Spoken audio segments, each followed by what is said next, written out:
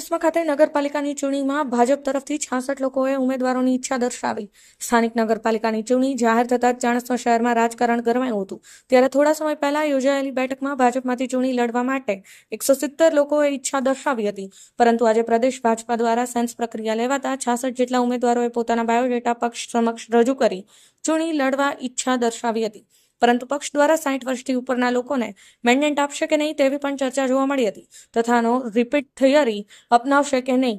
ચાણસ્મા શહેરમાં કુલ 6 વોર્ડ આવેલા છે, જેમાં એક વોર્ડમાં 4 ઉમેદવારો ઊભા રાખવાના હોય. કુલ 24 ઉમેદવારોની પસંદગી કરવાની હોય છે. ત્યારે ચાણસ્મા નગરપાલિકાની ચૂંટણી માટે ભાજપ પક્ષમાંથી કુલ 66 ઉમેદવારોએ પોતાના બાયોડેટા પક્ષ સમક્ષ રજૂ કરી ચૂંટણી લડવાની ઈચ્છા દર્શાવી હતી.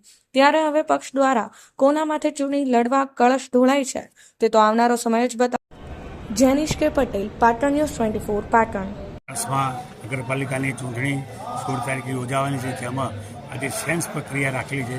એમાં જિલ્લાના અમારા મહામંત્રી શ્રી ભાવેશ પટેલ, ખેરાલુના ધારાસભ્ય સદાભાઈ અને પ્રદેશના 2 હોદ્દેદારો આવીને સેન્સ પ્રક્રિયાનો આજે કાર્યક્રમ ચાલુ છે. એમાં ઈચ્છુક ઉમેદવારો ચાણસ્માની અંદર એમ કહીએ તો ચાલે કે રાફડો ફાટ્યો. 170 ઉમેદવારો ભારતીય જનતા પાર્ટીમાં ઉમેદવારી કરવા માટે સક્રિય થયા છે. એમાંથી અમારે 24ની સિલેક્ટ થશે. બાકીના બધા જ ભારતીય જનતા પાર્ટીની મદદ કરી જંગી બહુમતીથી 24 સીટો જીતા.